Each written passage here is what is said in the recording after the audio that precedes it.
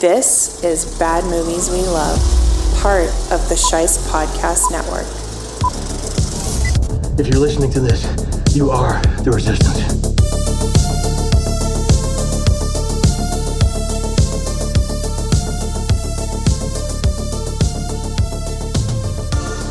Hello, Bad Movie Lovers, and welcome to the Mars Madness finale here at Bad Movies We Love.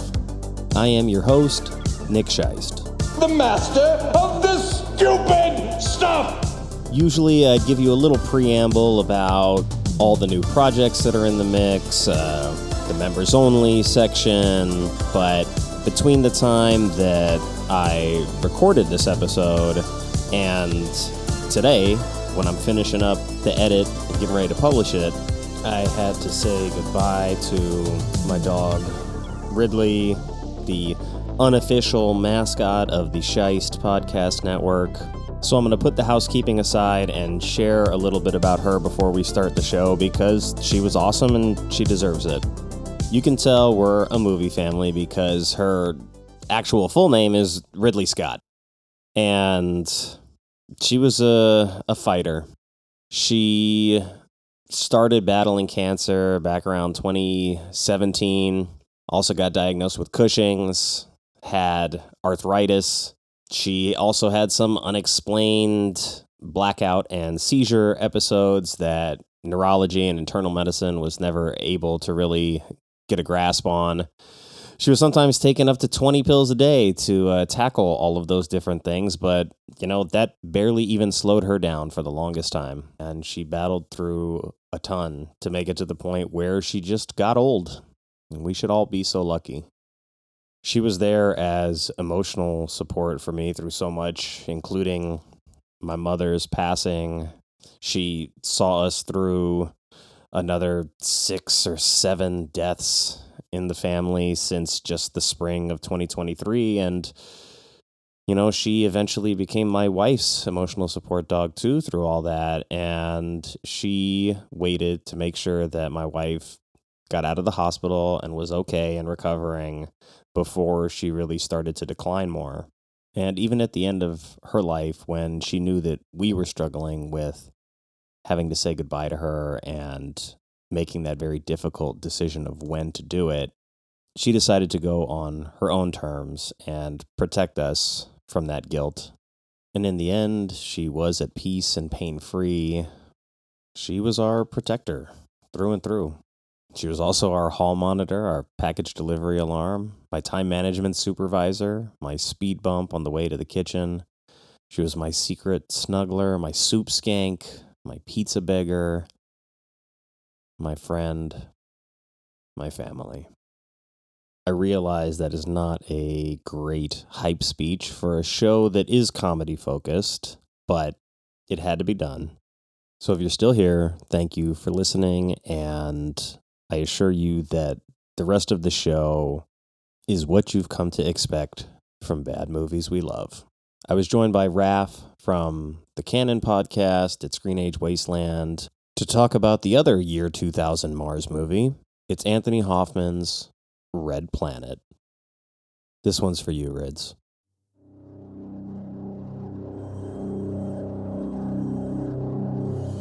People in a boardroom probably doing way too much cocaine, just going, Mars, right? Mars. And then another guy, takes his bump and he's like, yeah, Mars.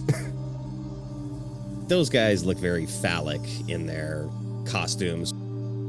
We just saw Fight Club and we need to recreate Brad Pitt's kind of style and aesthetic there because that's what hot dudes are doing at the turn of this century, allegedly. Put influencers on the ship and have them boasting about how many followers they have. And maybe Val Kilmer has a flamethrower. I don't know. Just throwing it out there. Okay, there might be some humor in the movie, but I think dark comedy is a stretch. Males around the age of 10 to 15, I think we'll enjoy. I'd love Mars. Not enough to go, but enough to cinematically enjoy the Red Planet. We dig Mars here. We're fans of Mars. If a movie has Mars, we're there. it's got to be more cost effective to work on fixing Earth versus colonizing and terraforming Mars. Gotta be. It's so hard to like pinpoint an actual vibe. $1 billion taxpayer dollars in this mission, and you're using the lab equipment as a stick? No, I'm sterilizing. Uh-huh. And how do you propose that I explain to Houston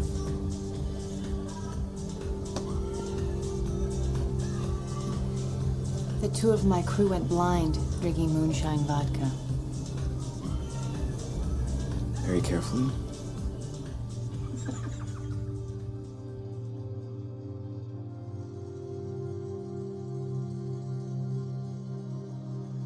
Raph, welcome back to the show. Thanks for being here.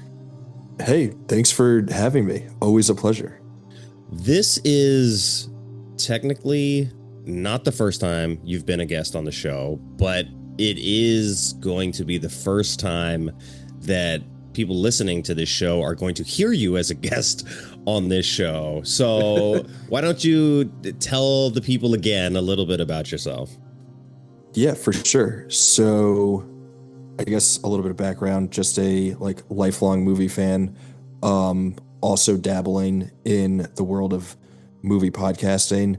So I host a show called The Canon, an essential movie watch list, where we go through a list of movies that were deemed essential by the very prestigious website Screenage Wasteland, where I'm also a contributing writer. So we have this list of, what we've deemed the most essential movies of all time. Basically, like, these are the movies that you need to watch if you want to consider yourself even remotely a film fan.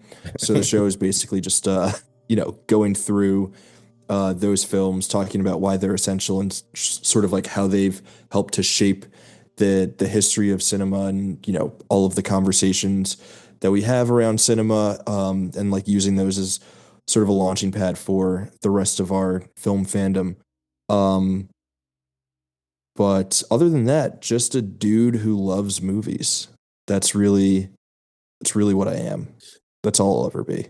At heart, I think that's something that we should all aspire to. Just a dude. Even if you're not a dude, just be the dude that loves movies, because it's so much easier that way. Yeah. It's just, I was like, cinephile doesn't feel right.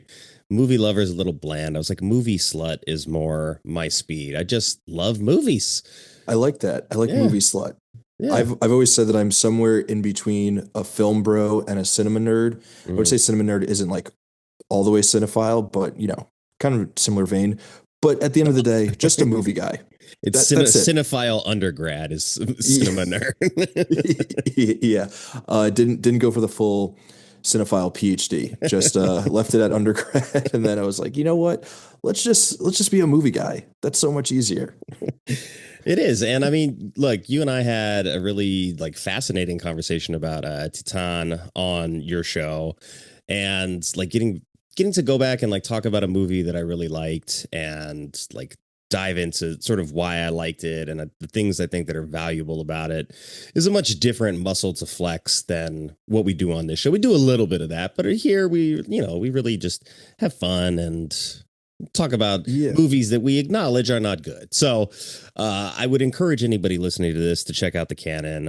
It's a really good show, and you can listen to me too. So if that's the way that you get into the show, listen to that episode and then you can listen to more. So, but we're not going to talk about anything that prestigious today. We're going to talk about Red Planet from 2000, one of a pair of 2000 Mars movies. For some reason, it happens occasionally in Hollywood where we're going to make this kind of movie and we're going to make 2 of them and we'll see which one is better. But this was directed by Anthony Hoffman, written by Chuck Pfarrer and Jonathan Lemkin, stars Val Kilmer, Carrie-Anne Moss, Tom Sizemore, Benjamin Bratt, Simon Baker, and Terrence Stamp. And, I know we had sort of talked a little bit about if you could step into this month and do a movie for Mars Madness, but why this one? So I think as someone who was alive in 2000, I, like most people, get this movie and Mission to Mars mixed up a lot. I don't remember much, or I didn't remember much from either movie. I remember that one of them had my good friend Don Cheadle, and by my good friend, I mean an actor who I enjoy watching. But I believe someone else came on to speak about Mission to Mars. So I said, you know what? Let me give Red Planet a shot, see, what there is there. And you know what? I kind of dug it. I don't know if I watched this movie when it originally came out. I can't, I don't think I saw it in theaters. I maybe caught it, maybe it was like a pickup at Blockbuster once it was released on VHS at that point, and like watched it at home. But it was never something that was like super important to me. So it was really interesting to kind of like to revisit it now, 25 years later, and kind of like see what it's all about and why it has the like bad reputation that it does have. It's not like it doesn't have the reputation of like, oh, this is one of the worst movies ever made. Yeah. But it definitely doesn't have a good reputation. But I think we can change some minds with the conversation that we have here today. I hope so. I mean, that's always the goal, is to make people watch things that they hopefully will like, but ultimately may hate. And, that's just what we do. If you saw it and you didn't like it, okay, you wasted an hour 46. Not the end of the world. You watched a movie. You could be having a lot worse day than that. But we'll go to the tail of the tape since we're talking about the quality of this movie. It has a 5.7 on IMDb, a Metascore of 34, a Rotten Tomatoes critic score of 14%, an audience score of 28%. So we're getting low. Letterboxd has it at a 2.6 though, so 54. But that gives us a Bad Movies We Love total score of 37 out of 100. That's really low, at least for the stuff that has people that are like true supporters. Like Mars Attacks was in the mid to high 50s. That's a movie that is going to sort of be divisive. Either you love it or you hate it, and sort of the ratings show that it's pretty divided there. But this, I think, is pretty universally understood to be not good. And I don't know necessarily the primary reasons for that, but I have my suspicions. And I went to the internet and asked anybody if they there. Yeah, sometimes it's good. I asked anybody if they had seen the movie and B had any thoughts about it. And so my co-host on Beaumont Sci-Fi Con, Stephanie at Abandoned Thought on Blue Sky, she did Mission to Mars with me to kick off the month. And she said, another Mars movie with a major actor whose hair is inexcusable. Point me toward the person who decided Val Kilmer should be blonde. So she, of course, not a fan of Val Kilmer's hair in this. And I don't think that's the reason that the movie is bad, but it does look like his hair is maybe stuccoed on to his head. And that's not appealing. It's interesting because like this is maybe sort of tail end of Val Kilmer being like the hottest dude in the world. Yeah. And not so much the hair, but like the costuming choices, like the sunglasses that they give him. It's very, we just saw Fight Club and like we need to recreate like Brad Pitt's kind of like style and aesthetic there, because that's what hot dudes are doing at the turn of the century, allegedly. The sunglasses, and like, when you have a movie, when you have Brad Pitt in Fight Club and like everything that's going on in that movie, like it feels more excusable in ways that, maybe we weren't as ready to excuse for Val Kilmer here with the sunglasses and the hair. I mean, if Val was in like excellent shape for this and wearing like a mesh tank top revealing all his muscles, or like a fur coat for some reason on the spaceship, like the style that they gave him wasn't good enough to get him to the point where we saw Brad Pitt in Fight Club. And they go out of their way to be like, he's the space janitor. And like, they all just tease him as being the janitor. So you kind of make him like the lowest rung on the totem pole in terms of importance of all of these characters. Yet it's like he's the sexy boy and he's the one who immediately has like chemistry for some reason with the boss.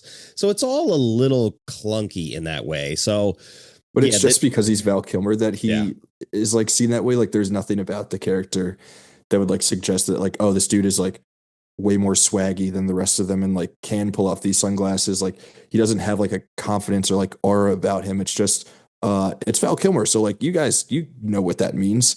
He's hot and gets to be the hot guy.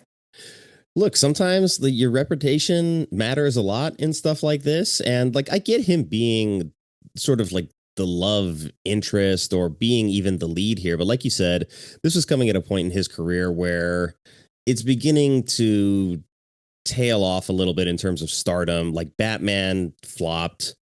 He's now moved into not necessarily bad projects, but stuff that is going to be lesser seen. He's not the leading man in huge like blockbuster projects anymore. He's not even necessarily being sold as the super sexy leading man anymore. So by the time that he gets to this, I think he's a good enough actor to still draw my interest. I mean, he was probably the reason that I watched this movie when it came out. I was like, oh, I'm always interested to see what Val's doing. He's not always taking on great projects, but I'm always interested. Kind of in a similar vein of like a Nicolas Cage, right? These guys were both like hot shit at one point, like the star in Hollywood at one point, and then started taking on a bunch of side projects like this to pay the bills or whatever. I think Val said in an interview, this was one of only 2 movies he took to like actually help his acting career. So this was like, I need to work and maybe this will open the door to the next thing. But I would prefer like seeing him do stuff like The Saint, which is like super ridiculous. But it's like, oh, here's like a kind of bad James Bond movie, but Val Kilmer's having a lot of fun and playing a bunch of different versions of this character. So kind of like what Glenn Powell did with Hitman recently. So I was in it for Val. And then looking back on it, it's like we get like huge bonus points for the rest of the cast in Carrie-Anne Moss and Sizemore, who is like as insane in this movie as he is in most things. As he should be. Yeah, Terrence Stamp, who doesn't get enough to do in this movie, unfortunately. Simon Baker, sniveling little coward. But I think overall, a fairly good cast, and that is enough to it's enough for me to allow this film some grace when it comes to its shortcomings. Yeah, absolutely. I think the cast is like the main sort of like draw here. I think it's interesting just thinking about this movie and like sort of like when it came out, right? Like Val Kilmer being Val Kilmer, but also kind of on the tail end of his run. Carrie-Anne Moss, who is a year removed from like the biggest movie in the planet. So, and then you have like a great, you know, Benjamin Bratt, Sizemore, Simon Baker, Terrence Stamp, like all like really cool actors who are mostly enjoyable and things. Like they pop up and you're always like, oh, hell yeah, I'm like happy to see this guy here. So that was always like, that has seemed like the main draw of the movie. That's the main draw of the movie for me. Obviously there's a lot like that you need to surround that with. But I get why this movie was made and like why it was released. It feels like in a weird way, it felt like a cool, just like relic of like a bygone era in terms of like studio filmmaking where you're like, okay, we have a couple stars. We have a script that we picked up from these like 2 random guys. They don't have like many credits to their name. We'll like take a shot with an up and coming director. Yeah. He might be kind of good. And like, see what happens. Like this might make a gazillion dollars. Like we might find like the next hot director. Like Carrie-Anne Moss is on top of the planet right now. Or like we spent a couple of dollars and like, whatever, we have like 8 of these movies that we're taking shots on, at like this given moment, which is like, we don't get this anymore. Not to be like, you know, the state of the industry is terrible today kind of guy, you know, old man shaking fists at cloud. But in a way, that's like kind of what this movie represents to me. No, I mean, that's a great point. Like, this is a $80 million dice roll. Like, let's see if it works. We're going to take a chance. Mars is hot for some reason. People are digging sci-fi. It's turn of the century. Like you said, Carrie-Anne Moss is hot shit at this point. I feel like she's almost the lead in this movie, but Val still had enough sway to like pull top billing. But like she's the captain. She kind of does all of the actual like problem solving by herself on the ship. So I feel like she's as close to being the lead in this movie as Val is. And maybe as much as I like the cast, having a cast like this might actually be a little bit of a deterrent from the story that you're trying to tell, because you have such big personalities involved. And like a guy like Terrence Stamp, like he gets the short straw, but I'm like, he's one of the most interesting characters in the movie.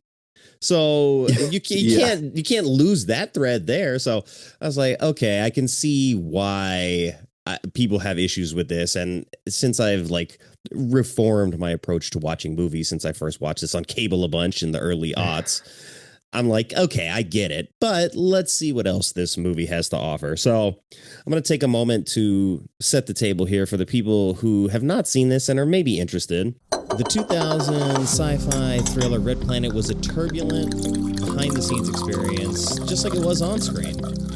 Filmed in the rugged landscapes of Wadi Rum, Jordan, and the Australian outback, the production was overshadowed by a heated feud between co-stars Tom Sizemore and Val Kilmer.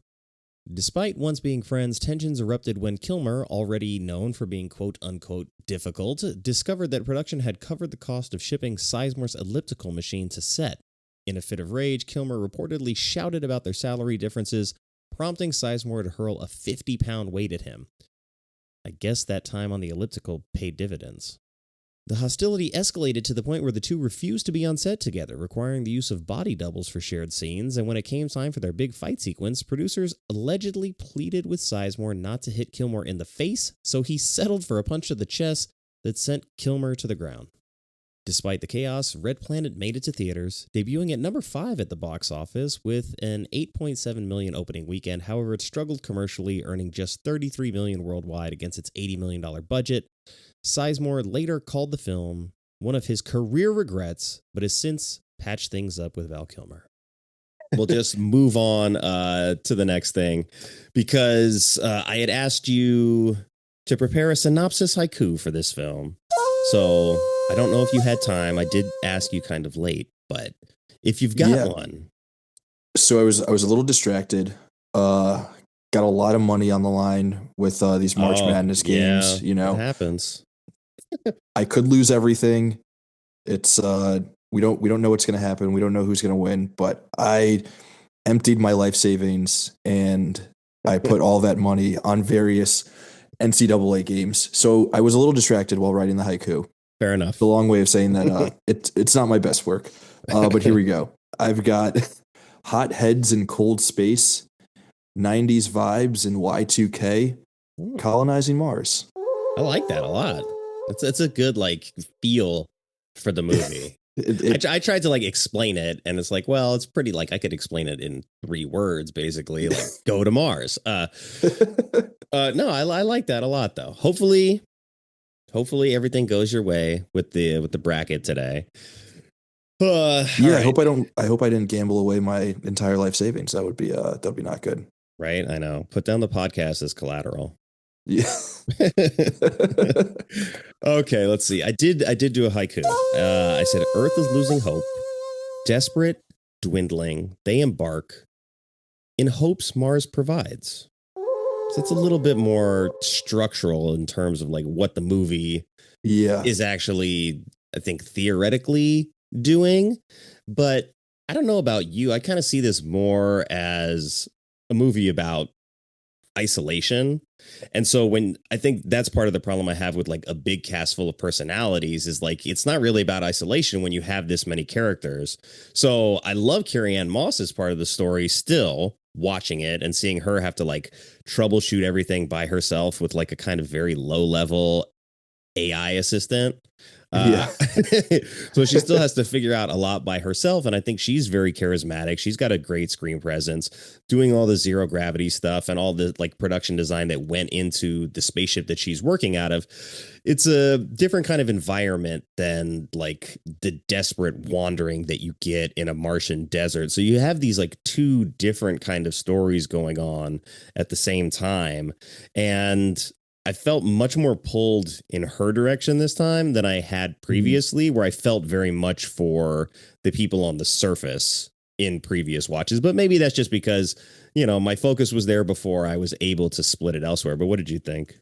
Yeah, it's kind of interesting. This is one of those weird movies where it's like maybe if this were 2.5 hours, it would be a little bit better because there's like the seeds of a lot of interesting movies sort of like here and like avenues that we could explore, whether it be like trying to find hope and like life on Mars, like the bleakness of like the environmental state of Earth.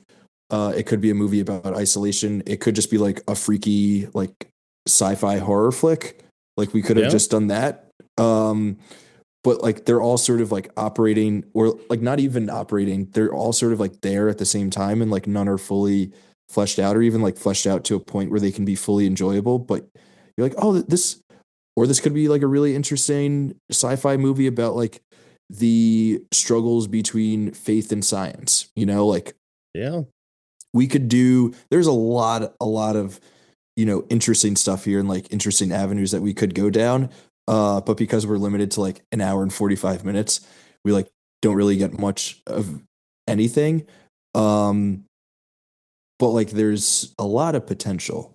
We could have just stuck with Carrie-Anne Moss and it was like the characters who are out on the surface are just sort of like more like like on the outskirts of the story, right? Like we don't even like really know their names or what it is that they're doing. It's just like about her trying to like get them back and also going through everything that comes with being isolated on a spaceship on Mars. And like that could have been like a really cool movie or like also a really cool exercise for an actor if just like you're acting alone in this like single space by yourself for the duration of a movie. So yeah, all that's just to say that like there were a lot of things that were like there was a lot of potential here for a cool movie or like cool movies to happen. I just feel like we never really got the time to like fully get to it, or like by the time like an interesting topic is like presented to us, we then have to like move on to something else. Yeah, that happens a few times throughout this movie, but I like that you brought up sort of the notion of reconciling faith and science, right? Because I think at this movie's core, that's not what it is. But you have a character like Terrence Stamp who has this conversation where he's like, science didn't answer the most interesting questions for me. So I began to look at faith, but he's also still a scientist. He's there for a reason. And that, I think, is directly tied to like this movie getting inspiration from Contact, because the opening scene in this film is the opening scene in Contact, but I guess it's just mirrored.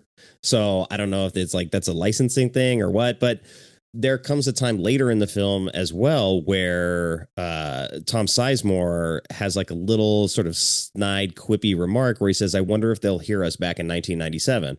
And I was like, this is definitely, they're talking about Contact. And had I not just watched Contact like within the last month for the purposes of the Baimon Sci-Fi Con show, it wouldn't have registered with me, but it was so directly specific in that way. And then to have that character in there to be the representative of faith, but then to sort of just remove him from the story, like of all the characters to keep in the story, where I think isolation, desperation, and sort of the purpose or the need to go on in the face of basically despair and nothingness, you want that guy there in that moment. And I get that like he's the oldest guy, so he's like, it maybe makes the most sense to kill him off early, but he went out shitty, and I didn't like it then, and I like it less now because I was like, damn it, he should have been in it more. And then they gave us like a flashback with him where they just took the scene that they already shot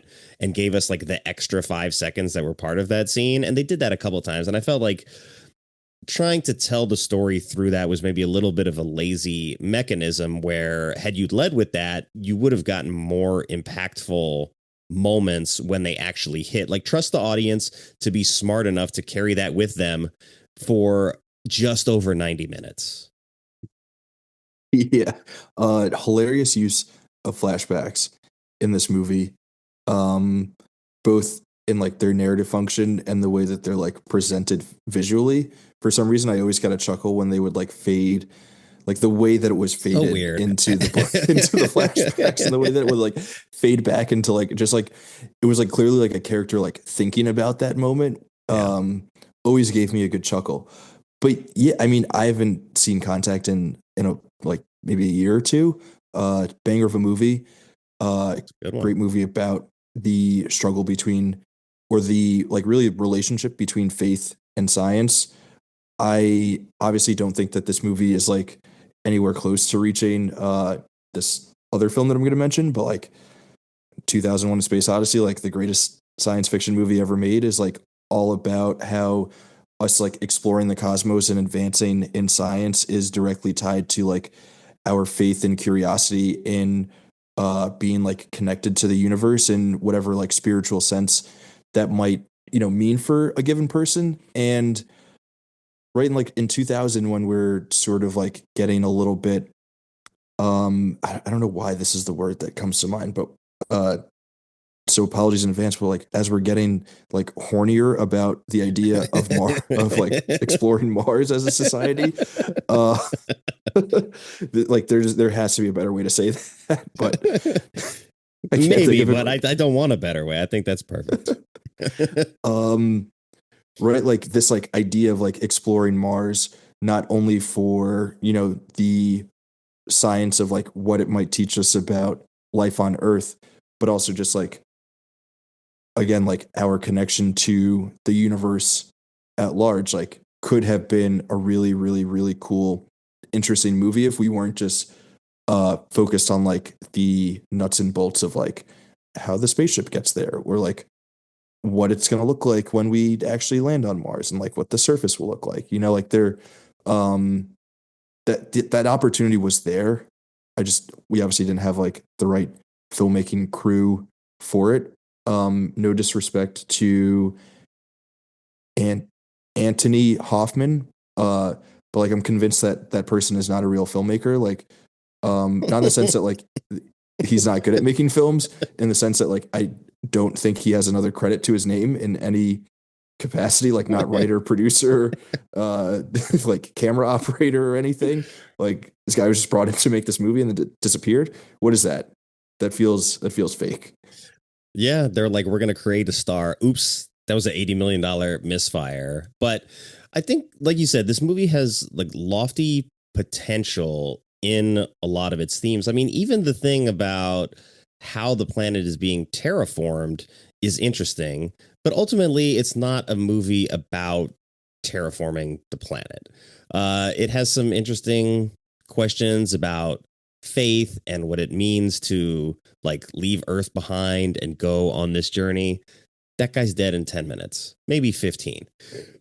But yes, the sort of mechanical aspect of the movie of like, yeah, putting out the space fire is cool, right? It looks cool. It's a great scene, but that it's one character not grappling with any of the really bigger questions. So you actually have a character on screen saying, science doesn't answer any of the most interesting questions. And then you proceed to kill that guy and then spend a lot of the movie having like science answer like the minutia questions, right? Like, oh, where did the algae go? How are we going to like map our way back to the hab? So it was just really kind of interesting that like you have this older character who like presents as wise and calm, and he's clearly like the elder statesman of the group. And then he just dies and like self-sacrifices unceremoniously. Okay, go ahead, guys, go on without me. Meanwhile, that comes after like a 15-minute scene of this module crashing down the side of a Martian mountain. I'm like, look, I get that you spent the time to like make this thing and do it, but like this is a really long cut of this scene. You could have got this movie under 90 minutes had you just trimmed out that trip down the hill in the crash module. It's such a weird exercise in editing this movie, and like in terms of like what got cut and what gets left in, and sort of like how the whole story is paced. With that older character though, like we have the scene of him with Val Kilmer, and again, like, okay, Val Kilmer's like, he's ostensibly like our star here, like he's the most bankable face in the movie. He's our cool, swaggy Tyler Durden stand-in. He's Space Durden, all that good stuff.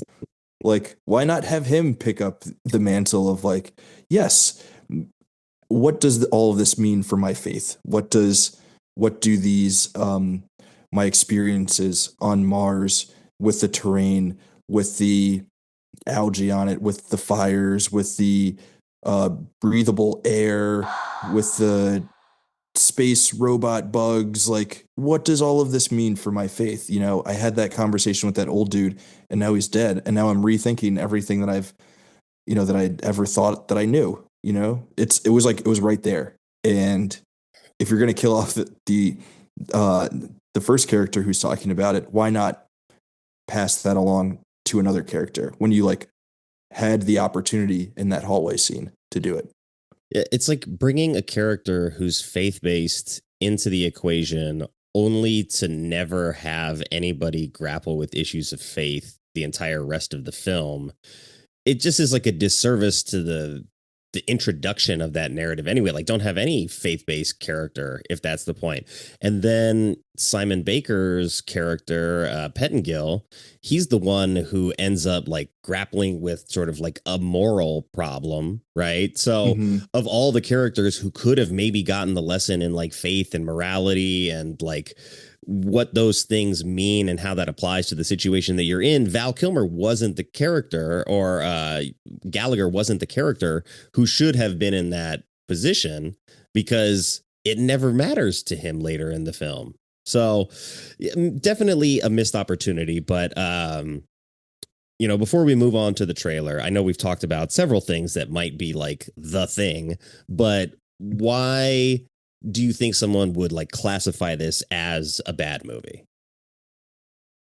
Oh, and I think the script, like this is a movie where you watch and you're like, what direction did we want to go in terms of scripting? Again, like a lot of interesting things are presented, but never fully fleshed out. And then as a narrative, it's like not all that engaging. Which I totally understand, and it like it doesn't commit to anything. I think that's like the main problem. And then again, this isn't like something that I would necessarily point out as like a reason to think that this movie is bad, but I feel like a lot of the blowback that I saw was because the special effects weren't great, but like I think that they were serviceable for what it was that this movie was doing and like trying to communicate. I think those are kind of like the main two reasons. Like the script doesn't feel as tight as it could. And then I think when you bring in like an inexperienced director who is like, again, not the up and comer who's going to become like one of like the hottest faces in directing, like they're not able to doctor the script enough to give us a movie that feels cohesive or like fully legible. So I think those for me would be like, I could see those being like the two main things that people are pointing to in terms of like why they see it as a bad movie. Yeah, that's fair. I mean, the CGI is really bad at one point, but for the rest of it, like I get it. It's the 2000s. Like I'm not holding, court over that part of it. But there is a scene where it's like, okay, everything's going good, but now like shit has to hit the fan to like catalyze the story. And when that happens, and there's like a weird scene of like Val and somebody in the hallway, and they're like running, and there's like shit just exploding behind them.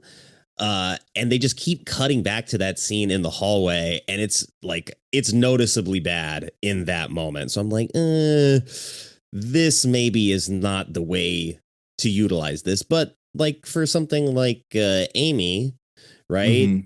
Most of that is all digital, and for the most part, it holds up. I can tell that it is digital and it doesn't look perfect, but you know what? It's fine for what the story is. I get that. And then they did so much like practical work and so much like production design work that the visual, like the CGI is not the sticking point, but I would say that definitely something with all of like the different half-baked stories. Like refusing to choose a direction and just commit to it is probably the hardest part, because it's like, well, if we take this from this movie and this from this movie and this from this movie and this from this movie, like we'll cover our bases. So theoretically, like we shouldn't fail, but you didn't like commit to anything other than like a story where they go to Mars. The only commitment was Mars. Yeah, we're going to Mars. All right. Look, the people are horny for Mars and we've got to go. So give us Mars and mission accomplished. Okay, well, let's take a look at the trailer then, because I don't think I ever even saw the trailer for this movie. So it's quite possible that this is the first time I've seen it. I'm actually pretty pumped for this. I feel like this is going to be super turn of the century.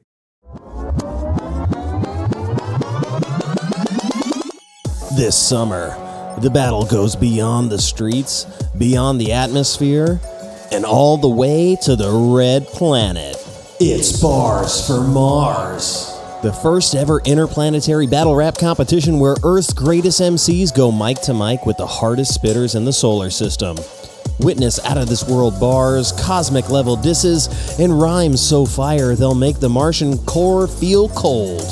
Featuring legendary Earth champions, plus Shining Valley's own underground phenom Magma Mouth. It's skill versus gravity at Olympus Mons Amphitheater, as breath control will be at a premium with Mars' thinner atmosphere. And it's all for a good cause. Every credit earned goes to the families affected by the Shining Valley mining disaster. Because when Mars takes a hit, we all take a hit.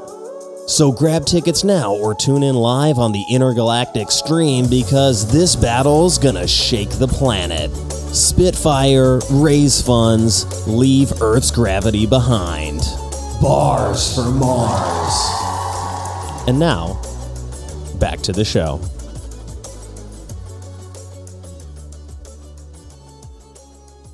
Yeah, if we survive Y2K, we're going to Mars.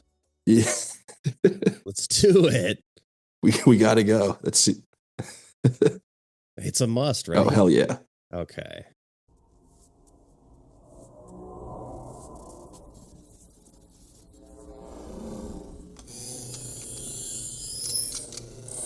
Cute, huh?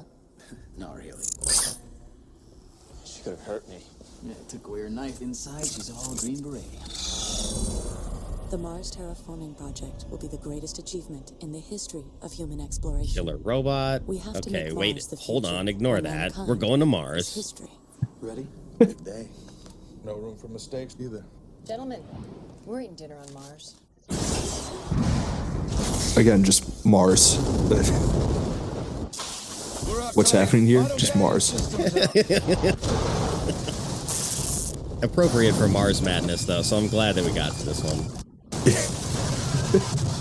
Maybe very Mars centric. It's maybe like the definition of Mars madness is that we just made it because it was Mars.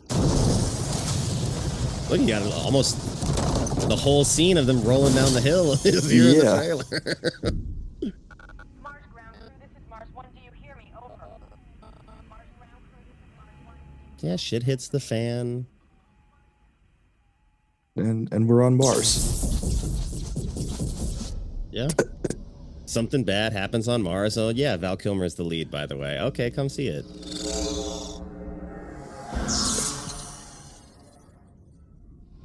The color of fear. Okay, red is the color of fear. Sure. I guess I'll buy it, but I don't know. That's not a good trailer. Most of the time, I'm like, hey, the trailer's not bad. I'm kind of hyped to watch it again, but like, yeah. This is a movie. Like, while I was watching it, I was like, I'm sure the marketing campaign around this was fucking sick. Like, there were probably awesome tie-ins with like fast food restaurants. Maybe like a year or two too late to have an original Rage Against the Machine song for it, but like feels very of that vibe. Like, come to Burger King and get your Red Planet burger while you jam out to, you know, the new lead single from the song from Limp Bizkit or whatever. And it's like, yeah, that makes, you know, if that's the vibe that we're going for, just like rock and roll red or whatever, like, yeah, give me that.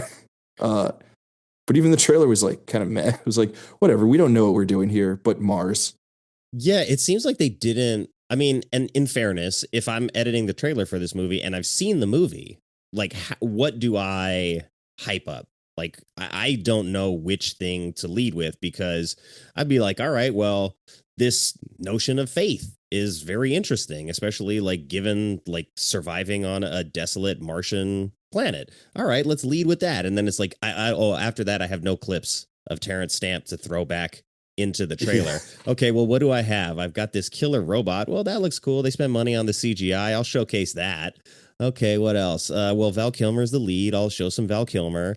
Well, there's this big action sequence where the stupid rescue module just smashes the Martian mountainside for 5 minutes. All right, we'll show some of that. And then, okay, here's all the characters. We get a glimpse of the wide angle. And just, yeah, Mars Mars is what it is. It's shocking actually how bad the trailer for this is, but I'm not surprised that it did not do well financially. I would have marketed this as like a big sci-fi action movie, right? Like, again, you've got Carrie-Anne Moss coming off of The Matrix. It's WB again, like, hey guys, we have the biggest, or, you know, we have the second leading star from our huge movie from last year, huge sci-fi action movie.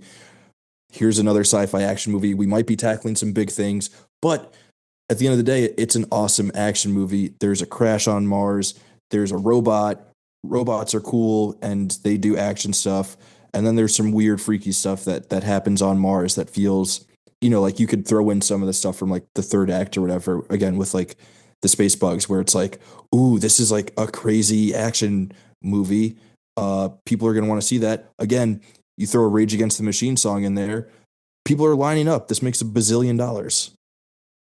I would hope so, you know, but this is an instance where I feel like less is more. Despite liking the cast and being in the movie basically to watch the cast, I just feel like it would be a better movie if everybody basically died on impact other than Val and Amy.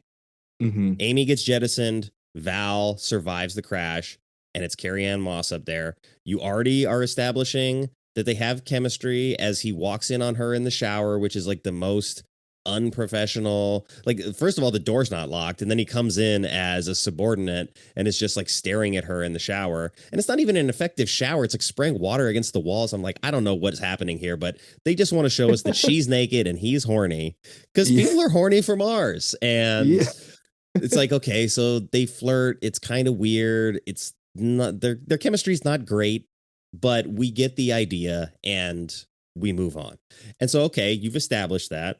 So if it's just him, like, trying to survive, he's alone for a lot of it. They're out of communication because the power's down on the ship while she's trying to fix that. You have like these two parallels of them both sort of heading towards their deaths, but in very, very different ways. And then at the last second, there's a reprieve for both of them, and that she fixes the power. He finds out that it's breathable, but in the meantime, Amy is hunting him because her computer is messed up, and he has chemistry with Amy too. So you play those two angles against each other, and then I think he's banging the robot. Well, not quite. Well, maybe, I don't know. And maybe the marker is not the first thing he put in her hand. But I'd watch that movie. But like, you know, as the mechanical systems engineer, he's the one who introduces us to Amy. He like shows her capabilities. He's like, oh, just turn over and, you know, let me, you know, look at your computer system. So they have a kind of bond in the way that none of the other characters do with the machine. So if her computer is messed up and it's forcing her to hunt him, and it's like he doesn't want to hurt her, then you have something to work with there. But it kind of almost becomes like Pitch Black in that they're all just like running from this thing in the dark, not knowing where she is. And you also have this like subtext story of this AI that is not really fully self-aware, but is understanding of the fact that they were going to like shut her down and is fighting back against that.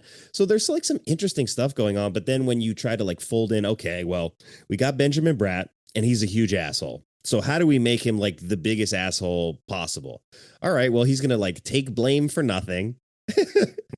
And he's just going to be like a huge prick, even though like the situation doesn't call for any of that. But he needs to explain to everybody in the audience that he's not responsible for anything that went wrong.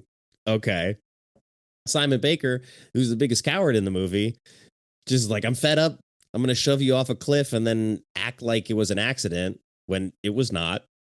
And then he's so small of a character that him sort of quietly grappling with the guilt of doing that doesn't impact the story so much until it has to. And then all of a sudden it's like, okay, this has been bothering me, and this is the reason for me to leave in this situation. So it's just like everything is sort of maybe written in a way that only services the plot beats rather than the characters themselves. And so, you pointed to the script and the writing, and maybe the character deficiencies are one of the biggest issues with the film. I don't know. Yeah, I mean, I think what you're talking about with like when they first crash land and we sort of like immediately kill off two characters, and how much more interesting this movie would be if it were just Val Kilmer out there with Amy hunting him, and then we get like a cool, like interesting, like man and machine kind of thing while he is also taking in everything that the Terrence Stamp character presented to him, where he's like, my faith, I'm on Mars.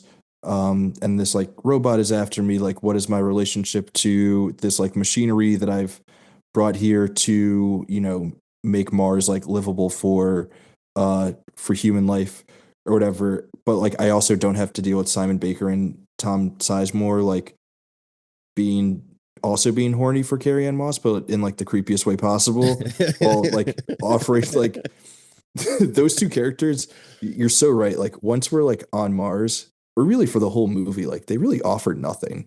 They're like not that interesting. Like, okay, like everyone is kind of a scumbag, I guess. Like, but it's also not a movie that is like doing like patriarchy bad and all dudes suck.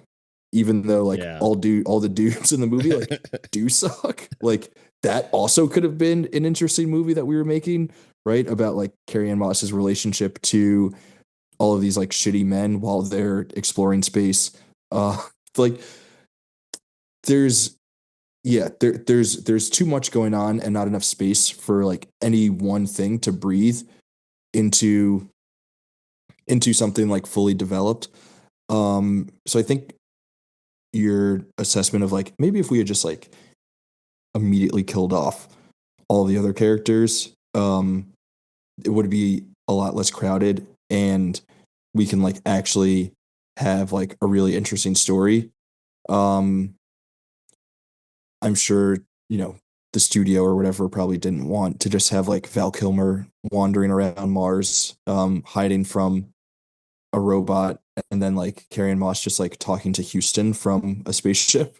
It's kind of a hard sell. Yeah. In fairness, on paper, that doesn't sound great. But I think for the movie that you're actually making, that's probably what the movie at its core actually is, because you have this discussion of faith, and like you have to have faith to even like get on a rocket ship that nobody tested and fly across the galaxy and just hope everything's going to work out, right? And so just the act of going to Mars and looking for, whether it be life or the sake of exploration in general, it sort of points to this thing that's inherent within humankind, is like you're looking for answers, you're looking to the beyond, and whether that's God or you're looking for like a scientific reason to prove existence or whatever, those things kind of point in the same direction. But then on the other hand, with Amy, you have an artificial intelligence, which is like man's hubris in considering themselves God. And it's like, we're going to create this other intellect. So those ideas, I think, make sense in that faith-based narrative, and sort of like where man falls on the scale of like wanting to be God and pursuing God. And that's interesting. And then I've seen, when Val Kilmer did The Salton Sea, he's like a very just like sad, desperate, lonely guy in that.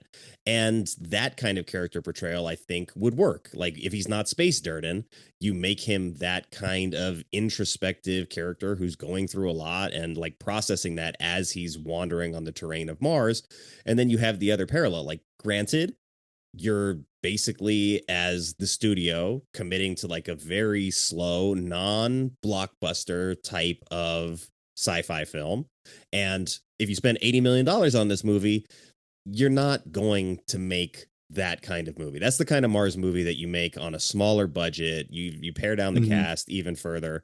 But anytime you make a Mars movie, it's a big undertaking because you got to go somewhere and spray paint everything fucking red, and you got to build ships, and you got to build habitats. And at least in the case of this film, it's like they build only destroyed habitats, so we never even like saw the actual thing that they built. Yeah. But then if that's the case, if that's what you want to do, you know, if you want to give me a big blockbustery Mars movie, then give me that. And that's totally fine. This is also still not that. If you want to, right? Like, if that's the case, right? Let's crash this sucker 10 minutes in. Let's have the entire crew out there, and let's have the various elements of Mars pick these, you know, suckers off one by one, and, you know, watch them die on Mars. Like, that's cool.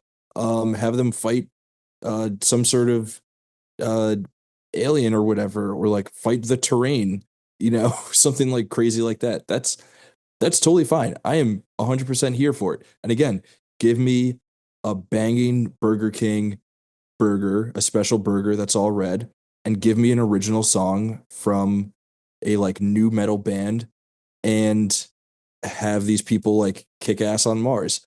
I'm down with that. I'm super down with that. You just gotta like you gotta stick to one. Are you Alien or are you 2001? Because you can't be both. Correct. Yeah, you're Anthony Hoffman. You can't do both. You can't be Ridley Scott and Kubrick. You pick one and try to do what they did, and then from there build. Yeah, because like you said, like if you do everything like 10 minutes in, where it's like we're already on the ship, the solar flare hits, like we've just met the characters, you give us all the broad strokes of who they are. That's all well and good. But this is like at 40 minutes into the movie, like everything is fucked at that point. So now you've only got 50-ish minutes left to try to actually put everything in place. And still the vast majority of your characters are alive at that point. And now you have to like, okay, well, we got to kill this guy out because like we're only getting down to like the very end where we know it's Val. So like, how do we get rid of him? How do we get rid of him? How do we get rid of him? So it's like you're working backwards, spelling out like how we're going to pick all these people off. But yeah, if everything goes down and it's the entire group that's there, and you have a female in charge who clearly a lot of the men don't respect, but they all want to sleep with, except for maybe Terrence Stamp. And then she has to lead that command to go from point A to point B on Mars using the cool gadgets that they have while fighting off the robot and the Martian environment. Like, yeah, that's a fun kind of movie. The movie that I'm thinking of that also was on the list of potentials with Mark Strong is called Approaching the Unknown. And it's just Mark Strong. It's just one set. And it's like him on his way to Mars, losing his mind because he's been in isolation for so long. And I'm like, yeah, you can make that movie. You're not going to spend $80 million on it. Which is totally fine.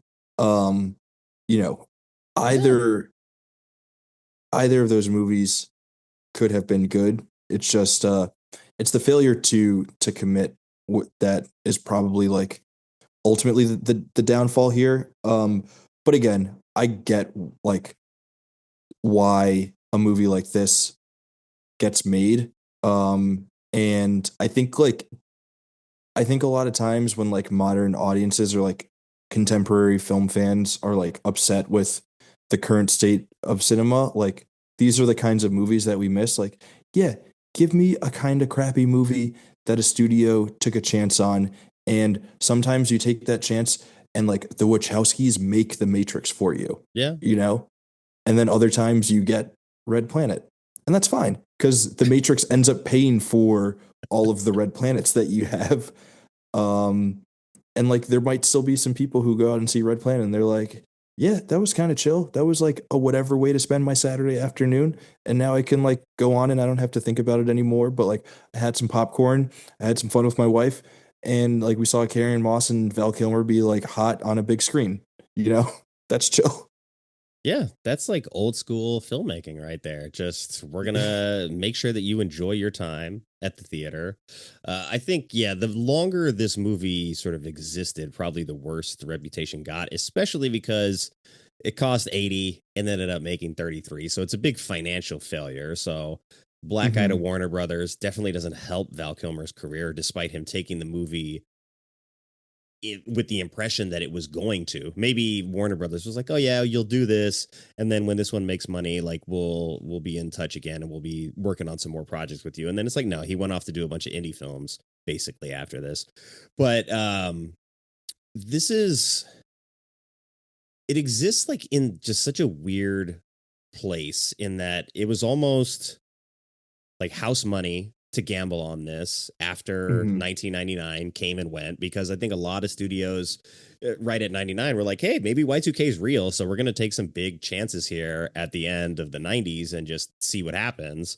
And then some of those were profitable. Y2K did not happen. And then it's like, well, we had this one like in the incubator that like we just weren't going to do then, but now the Carrie-Anne Moss is successful, we'll go ahead and Yeah. we'll hitch our trailer to this and hope that it works. But like even the you have the director, right, who it's his first movie, but he spends a ton of time in Houston at Mission Command, like learning real NASA stuff so that he can make the movie as authentic as possible. We get, a fair amount of scientific authenticity in that way, but this isn't a movie about scientific authenticity. This isn't an Apollo 13 where we're trying to like recreate everything so it feels as real as possible. It's like you want just enough reality to get people to suspend their disbelief so that you can go on to have the big sexy Martian blockbuster movie that you want. And like the movie ends with that line about, oh, I guess I'll get to know the janitor. So much of this is like told from Carrie-Anne Moss's POV and her voiceover. So like we get to the end and it's like, I guess me and Val are just gonna have 6 months of sex on the way home. It's like, just show us that movie instead. Then that one's probably better, and you can make it for cheaper. Just Yeah. Martian Bone Fest on the way back to Earth. The notion of him spending so much time like in Houston with NASA people is really interesting because again, it's like, hey, that's really cool. Like, if you want to, I haven't seen The Martian, but like I assume The Martian is a lot of just like space stuff. Like we're doing uh like guy in space, like NASA guy doing NASA stuff or whatever. Yeah, Is that I not a would fair assumption? I would say that's like, yeah, that's probably step one. Step two is I would say it's an engineering movie in the Okay. sense that there's just like problems, and then how do you solve that problem and how do you solve the next problem. So it's just like it's basically about problem solving the entire time, and it's one guy who's there for the most part. So it Yeah. is doable, Okay. and that movie was successful. I'm gonna go back to the well then. Have you ever seen the meme that's like dude who's only seen Boss Baby watching his second movie and he says getting a lot of Boss Baby vibes from this? I have not, but that's hilarious. That's how I feel whenever I like go back and reference the same movie. But so if you're doing all the NASA consulting stuff, that's great. That's what Kubrick did when he was making 2001. Spend like an obscene amount of time with NASA scientists to like make sure that all the science of that movie was like pretty uh, realistic, so to speak, in terms of like how it was being portrayed. Um, so if that's a movie that you want to make, go ahead and do that and like have it focus on Carrie Ann Moss in the spaceship, like doing her communication back with the people on the ground while like trying to save Val Kilmer or whatever. Like that's totally cool. But if you're doing Alien, like then we don't need you to spend months with the NASA people because like that's not the point of the scary Mars movie. The point of the scary Mars movie is like give us thrills, give us action, give us excitement, give us a scary terrain and like scary things lurking in scary terrain that are threats to our crew. Like, if that's a movie that you want to make, just focus on that. I don't need you to go to Houston for 6 months, buddy. Um, it's like very nice, and I appreciate the effort, but it doesn't really like help the movie all that much. So it again comes down to the question of like, what is the movie that you want to make?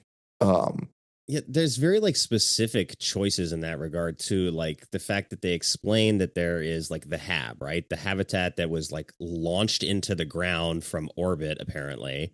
And Carrie-Anne Moss says something like, "Oh yeah, like we'll be eating homegrown tomatoes on Mars," and it's like, how did that happen? Like, you can't just launch something from orbit and have it start like working. Yeah. You guys couldn't even land the ship. Like, what are you talking? I'm supposed to believe that this all operated remotely, and then when the solar flare hits and messes up their ship, the computer says we are below operating power, and then it's like, so how does anything work now? How are you launching the ship down to the surface? Like, none of this should be working at this point because you've told us that it's not working. So all of that research that you did gets like wasted in this environment. But like, because you mentioned like whether or not it's like this kind of movie or this kind of movie, I'm looking at the tags for it and it says thriller, sci-fi, action, but the number one tag is dark comedy.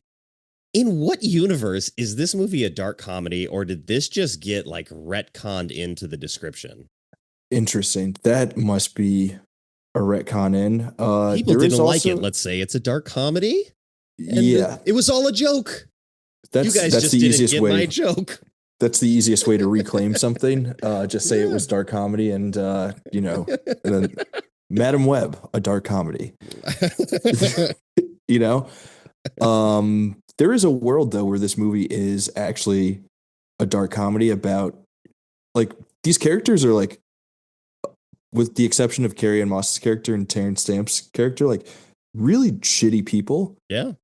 And if we had like turned it up just a little bit of like how shitty these people are and like allowed their shittiness to like force them into some of the situations that they're in, like, or have like their shittiness be played up in those situations. Yeah, certainly this could have been a dark comedy, but I don't think it's ever played that way. I don't think any of the actors were like aware that they were supposed to be in a dark comedy. If you tell Tom Sizemore that this character is in a dark comedy, like he is going to play it up a little bit more than he is already playing it up. And it would be a lot of fun. That would be so much fun. I can see where it would be there, but I don't think that was ever like actually the intention. Yeah, there's potential there. Like you said, with the character design, you could definitely do that. But the movie's way too self-serious to be a dark comedy. Like, you can't have this killer robot hunting you, and like you can't have Carrie-Anne Moss doing all this like technical problem solving, like trying to save your lives, and just be like, oh yeah, that was a joke the whole time. Like, okay, there might be some humor in the movie, but I think dark comedy is a stretch. A bit of a stretch for sure. All right, well, you want to do some trivia right now? Yeah, let's do it. Time for trivia. All right, let's go to the trivia board. Okay, so during pre-production, this was titled Mars, but eventually became Red Planet. Like we said earlier, like this movie is just, it's Mars. But they eventually, changed the name to Red Planet to avoid confusion with Mission to Mars. But do you know what the original title of the movie was? Oh, I don't. But I love the working title was just Mars, because it just seems like all of the meetings about what this movie was going to be about, it was just people in a boardroom probably doing like way too much cocaine, just going, okay, Mars, right? Well, what's the story? Mars. And then another guy, takes his bump and he's like, yeah, Mars. No, what was the word? The original title was Alone. But again, you can't be alone when there's like 6 characters walking around. Like, you remove the alone part of it. I get that, like, you're stranded. Those people are separated from Earth. They're kind of alone, but they're alone together. So I think, like, okay, I see why you moved off of that. But it could have been maybe the original idea for this movie was like, yes, it's Val. Yes, it's her. But we can't justify the cost. So let's get some stars in here. But all right, we'll move on to question 2. So this is Carrie-Anne Moss's character wears a ball cap throughout the movie that says Miramar Flying Service San Diego. Miramar was a central setting in what other Val Kilmer film? You're stumping me because I don't know much about Southern California. Is it Southern California? Yes. I think it's near like San Diego. Okay, yeah. Another Val Kilmer movie that came out before this. Yes. It's a very famous Val Kilmer movie. I'll give you that. I know. I want to say Top Gun. Is it? It is Top Gun. Yes. Top Gun was the Miramar was the home of the U.S. Navy Top Guns. Yeah, that makes sense. San Diego, big Navy town. Yeah, exactly. All right, well, I'll give you credit on that. So we'll get to the wheel and spin it. Let's see. Okay, when Captain Bowman reports back to Earth that Mars habitat has been destroyed, she uses the term Tango Unicorn. The TU is phonetic slang for what military term? I don't know. I'm not a military guy. Tits up, which isn't like super military, but it means like it's destroyed. So when she sees the Mars habitat, she's like, well, that thing's dead. So it's got a different meaning in my household. It's tits up. Yeah, I know. Such a dumb joke. So, I mean, yeah, the trivia was a lot of it was just like costume based, this and that. And I'm just like, none of that's really all that entertaining. Yes, the costumes look good for like Martian spacesuits. They look great. I'm glad that you guys got to use a really cool like polymer fiber and dye it whatever color you want. It's flexible and all that. There was so much trivia about the helmet design, and well, we need to be able to like see their faces, but the thing's got to come up at some point. Mm-hmm. So much thought and energy went into the helmet design, and they're like sweating profusely inside the suits. So like they have earpieces and they have microphones and they have fans in there because we can't have the thing fogging up on us. And a lot of effort just went into like making sure you could see the actors' faces and that they could hear the director. So credit where credit is due. I do like the production design in the film. I always like real practical effects. I love the sort of, 2000s era touchscreen stuff, the like little foldable iPads or whatever. That's cool. I love sci-fi movies that showcase cool tech like that, but really that's kind of the only one. It's like they just have those little things. They have the little armband that says how much oxygen they have, but yeah, kind of it. The tech is pretty cool. A lot of the production design is good. I did not like the spacesuit design. That was one thing that was not working for me. Black might not be a great choice if you're on Mars. So I don't know how hot it gets in the sun, but it does look a little. I've never been. It reminded me of it was like not exactly the same, but similar kind of like base design from the costumes that were in Godzilla versus Monster Zero. So it's like a 1960s Godzilla film, and like those guys look very phallic in their costumes, but it has the same kind of like chest piece. So I was like, maybe I'm just remembering something that like brought some nostalgia to me, and that is what it is. But we talked about the cast a little bit, and it was rumored that Val Kilmer and Tom Sizemore hated each other on this project. By the end, it was said that they were not on set together and that all of the scenes with them were shot separately with a double and then edited together. But in Val Kilmer's documentary, Sizemore's in it and is filmed like on camera. Then they're being friendly and jovial, and they're kind of joking about how some actors that are labeled as difficult like may not actually be difficult. It's just sort of like a brand. But yeah, there was rumors that they got into a fist fight at the end of the movie and that Tom Sizemore won. So interesting. Let's see that movie. Where Tom Sizemore wins the fight? Where they fight at all. I feel like he was shorter than Val Kilmer. Val's the leading man. He's always shot from the bottom up, so he looks tall. Yeah. Tall face. I gotta look up how tall these guys are. He's got a tall face. Yeah. Well, you do that. I will fill in a little bit of the other bonus trivia. So Kate Bauman, who is the captain played by Carrie-Anne Moss, she's named after Dave Bauman from 2001: A Space Odyssey. So, like we said, this movie is definitely reaching to all these other movies that existed and sort of pulling from them as a safety net. Like, well, if you like Space Odyssey, you'll like this. You like this, yeah. So Val Kilmer is 6 foot, and Tom Sizemore was 5'10". Okay. So Close enough. Tom Sizemore taller than I thought. I thought he would be hovering around like 5'8" ish. Yeah. Well, Sizemore's got the crazy, I think, in him to win the fight. He's, Yeah, he's got that dog in him. Or he had that dog in him. All right. The voice of Lucille, the ship's computer, was created with AT&T's text-to-speech feature. So they did not even hire a voice actor. Interesting. They're like, look, we ran out of money, okay? This movie has already cost $80 million. We cannot hire a voice actor. Somebody get your cell phone over here and type in, put out the fire. Brace yourself this time. Oh, man. I guess the person who originally voiced the AT&T talk to text was probably upset that they... Right? Yeah. We're not getting paid for this. But then they probably saw the movie and they're like, you know what? I don't want my name attached. On second thought, you can just credit the cell phone for that one. Yeah. All right. Well, let's head over to the bonus wheel and we'll see what you get. First one off the board.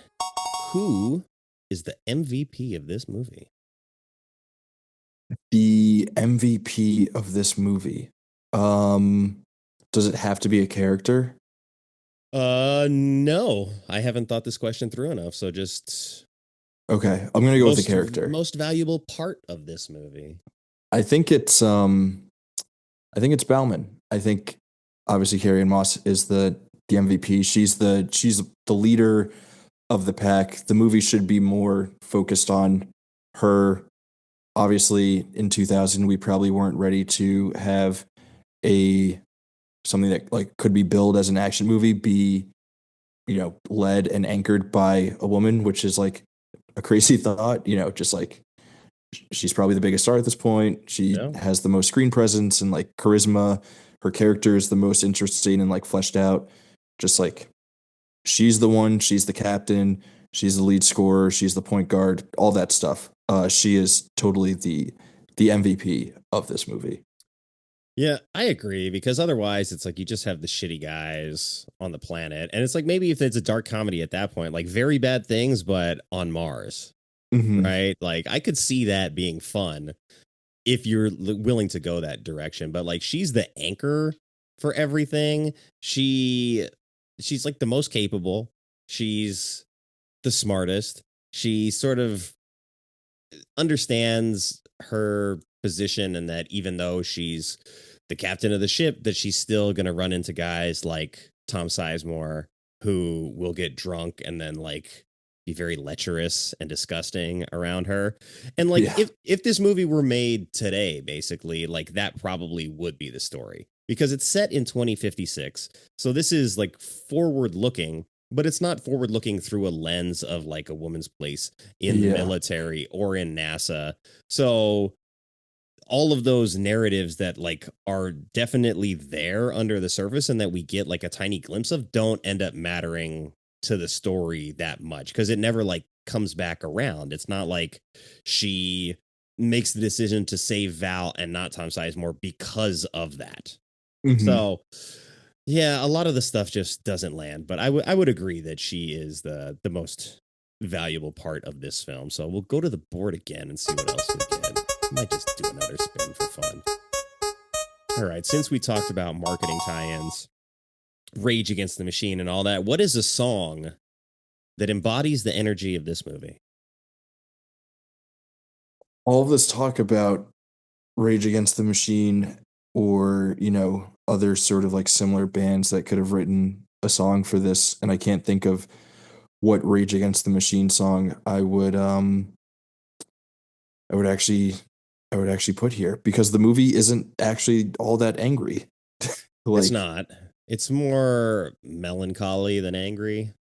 Yeah. So like maybe it would be a Radiohead song. But it's not like that melancholy. Like it's not like everything in its right place kind of melancholy.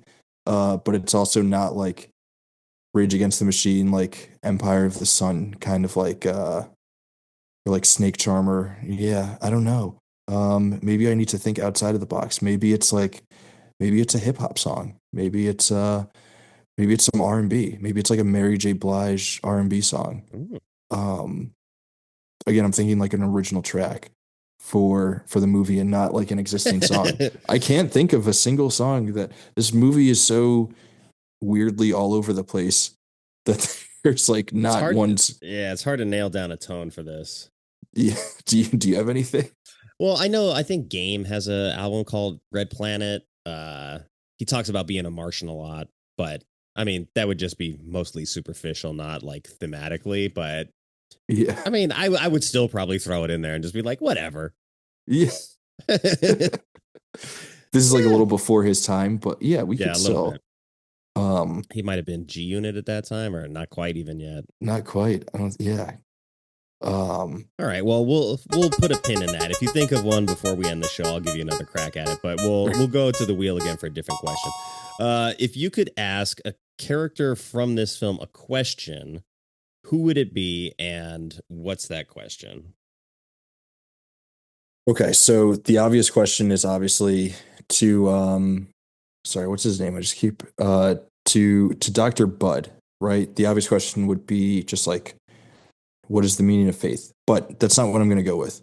I'm going to ask Val Kilmer's Gallagher, what happens with all the space waste? Like how does he get rid of all the fecal matter and urine that gets deposited onto the spaceship? Like what are the mechanics of that? What does that look like? And I want him to walk me through in detail of how he has to clean all that shit up. I mean, that's really like space janitor stuff right there. But I mean, at least you're like spending time talking to the space janitor. So I like that, actually. That's a good one. What's yours? If I had to talk to one person in this, I would probably talk to. It's not Legolas. What the hell is his name? Terrence Stamp. Bengalis? No, Chantillas. Yeah. Chantillas. Yeah. I don't know why I gave it. I would ask him, like, at what point in his scientific journey did he begin to sort of find a lack of answers in his pursuit and decide that faith was the vehicle that was going to help him get to that next place? I think that's the big question. Yeah, we'll do his movie. We got a prequel where he's training for this mission and mostly just praying. I would ask the other three guys why they're such pricks. Yeah. Yeah, what the hell, Santon? Why are you like such a... You seemed cool, but then like after shit hit the fan, like you became a bigger asshole. Like sure, you were cocky, you're a pilot, whatever, we get that. But you became like a huge bastard as soon as you landed. Yeah. What's up with that? Crash landed, yeah. Not my fault. Nope, not my fault. He would have died anyway. We all would have died. Not my fault. It's like, damn, I would have shoved him too. So I don't really blame you, Pettengill. But then, like, the fact that... Also a prick. Yeah, also a prick. But, like, he doesn't grapple with the grief of that. Like, he does, but, like, either you wanted to shove him, which you did, right? Mm-hmm. And then he died. But then it's the realization that he wouldn't have... they wouldn't have been in that situation had they known the air was breathable. So, like, he's feeling guilty because he's like, oh, like, I didn't, like, have to kill him out of anger. But it's like, no, you made, like, a passionate... I think you reacted, like, appropriately in that situation. Yeah. For the most part. Yeah, he's being a huge shitbag. You gave him a little jab, little push. And, like, honestly, you know, he should have had better footing. Gravity did the rest. Yeah. He could have held his footing. You didn't, like, fully push him. You hit him. He stumbled a little bit, and he was clumsy and fell. If it weren't his fault, you know, a better pilot would have better footing in that situation.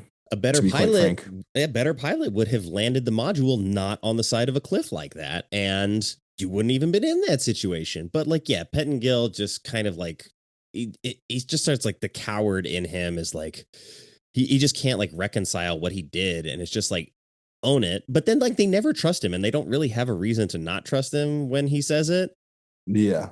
And then it's like either he's festering it the whole time, but then when he confronts Tom Sizemore's character about it, Sizemore's like, yeah, I don't fucking trust you. So like, yeah, he really did not trust him the entire time. But if you guys believe that this dude is like a sniveling coward, then do you really think that he actually would have shoved him? I'm like, all that just not handled as well as I would have hoped. So, it happens, but is there anything else that you really wanted to talk about before we move on to the next thing?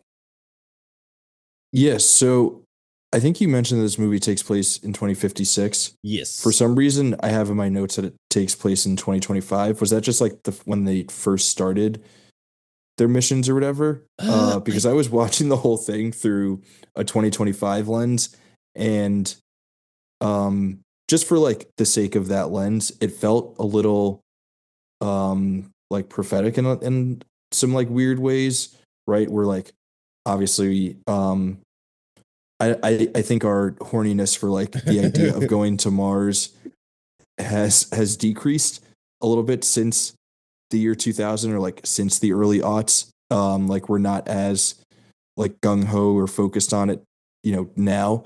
But then there was some like weird stuff about I think it was the Brat character and the Baker character. They were talking about their like website hits, which felt like very just like social media oriented focus kind of thing, which like if you're making a movie about guys going to space in 2025 about 2025, like that would certainly be a conversation that would pop up. And then like the whole idea of like we have this like artificial intelligence that is becoming aware and kind of dangerous and like attacking us in ways obviously also feels pretty relevant to some of the things that we're concerned about in 2025. So these are like very small, minor things, but always interesting to see like when a movie from 20 plus years ago is set in, our current time, like sort of like what it gets right about culture and society. Just like kind of like out on a limb, I thought that was kind of interesting. No, and honestly, it might take place in the 2020s, but I'm just reading here from the trivia page. It says 2056 to 57. But you're right that the language about the website stuff is very 90s coded. Like they didn't take the time to think that far ahead. Like you spent all your time working on the science specific stuff, but not enough to think that like maybe website hits is not the currency of the future. But funny that like, yes, that is very much sort of the direction it took, where it like went to social media. We have AI that's like a tool, but then when the tool is misused or mistreated, it goes haywire. The horniness for Mars. And not only that, like the idea that we have to go to Mars because we fucked up Earth so bad that we would rather try to like grow algae on Mars rather than fix what's going on Earth. And like that, all of those notions actually held up pretty true to this day. So it's very prescient for a movie made at that time, maybe accidentally so, but like it tells me that the potential and like the foundation of this story is there. And I wouldn't even mind seeing a remake of this movie made now, still set in 2056 or whatever. And you talk about like you got influencers on the ship, right? These people aren't astronauts. Really make it a dark comedy. Put influencers on the ship and have them boasting about how many followers they have. You have influencers and military personnel, like not scientists, right? Yeah. It would be billionaires, influencers, and military personnel who are leading those missions because like they're the ones who are deemed most likely to save us, or like most likely to allow us like the best opportunity to colonize Mars. Mickey 17 came out earlier this month. Like, it's not Mars, but like kind of a similar sort of vibe where it's like, we're going to go colonize this space planet. Yeah, that's a good point. And it's like kind of like the shittiest people who who decide to go. And like it seems like the ones who are like still focused on getting to Mars in 2025 are like kind of the shittiest ones among us. Because they're not focused on like, hey, let's just like save the planet that we're on now, because that would make a lot more sense than like trying to go and colonize Mars. It's got to be more cost effective to work on fixing Earth versus colonizing and terraforming Mars. Yeah. Gotta be. I haven't run the numbers, but like, I'm not an accountant, but I gotta think it would be a little bit more cost efficient to just save Earth as opposed to terraforming and colonizing Mars. But what do I know? I'm just a movie guy. Just a movie dude, right? Okay, well, before we get over to Critics Corner, I'm going to ask you. We're gonna go to more or less. So I'm gonna give you the opportunity to tell me one thing you want more of in the film and one thing that you want less of. Okay, I want. This is gonna sound weird based on the conversation that we've been having for the last hour plus, but I want more space bugs. Give me more of that. That's a fun movie. That's cool. That's a year 2000 blockbuster. Give me more of that and give me less philosophizing about faith. Well, it's like, we had mentioned. I guess it could go the other way, but the movie, I want a fun space bug movie. Well, you're going to get one in the remake of Starship Troopers that's coming. But I like what you said, that like this movie could very much be a 2000s just like space romp. And so it made me think. We talked about Pitch Black, and so I'm like, when was Pitch Black? I'm like, that's also 2000, and they're on the run just like from some creatures on a foreign planet. That could be a lot of what this movie is the bugs, because they tease us with the bugs so early, and then the bugs only come into play in the last 10 minutes, maybe 15 minutes. And we get like, Sizemore goes out with a bang. We see them kind of like exploding like popcorn out of Simon Baker's body. And so we get like the two moments that I think matter, but like for a story about terraforming Mars, and then you give us one line of when they first land about something about their atmospheric compass or something like that wasn't working, so they couldn't test the air when they got there to find out that the algae had been getting eaten and produced. So it's like conveniently that thing happens, and I was like, oh yeah, I remember that's what happened when they first landed. Somebody gave us a line about their instrument not working. But yeah, like you could just have like little bugs, like space roaches that will eat you, but also eat algae. They'll just eat anything. And then also it's like, hey, there's life on Mars. Yeah. Nobody talks about that in this movie. Yeah, that's wild. But like, look, I've got nematodes. That could be the whole movie. And then Val Kilmer gets back to the spaceship and he's like, guess what, Carrie-Anne Moss?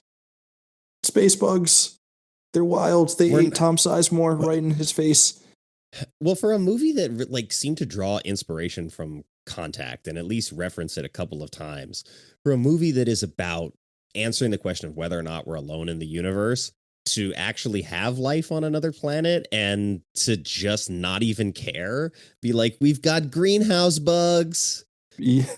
Don't put them near an open flame, though.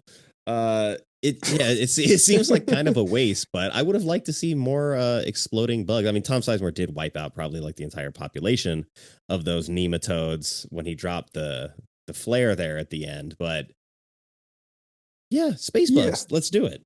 Just when we land, let's just have that be the thing that's picking off the crew one by one, and we got to fight them. And maybe Val Kilmer has a flamethrower. I don't know. Ooh. Just throwing it out there. Okay, I'm listening. There's oxygen on the surface of the planet now. They can light a flame.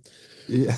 All right. Well, let's go to Critics Corner. We've said enough nice things and some not nice things, but we'll hear what the critics had to say, because this has a Metascore of 34 overall, with a low of 20 and a high of 67 on the board. So let's go to the Washington Post. It's Desson Thompson. Always Desson on this show.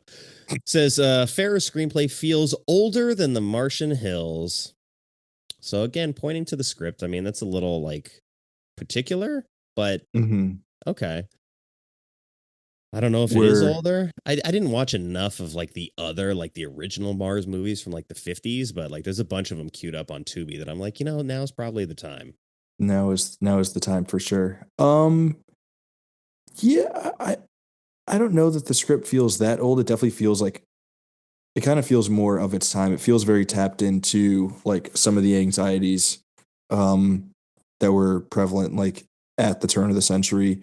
Um I guess like environmentalism isn't necessarily something that's new to the 21st century, but that sort of anxiety and sort of like the um expedited way and that like people were feeling anxious about like what it was that we were doing to our own earth, our own environment, like um that all feels super relevant to when the movie was made. So I don't know that it feels like all that dated.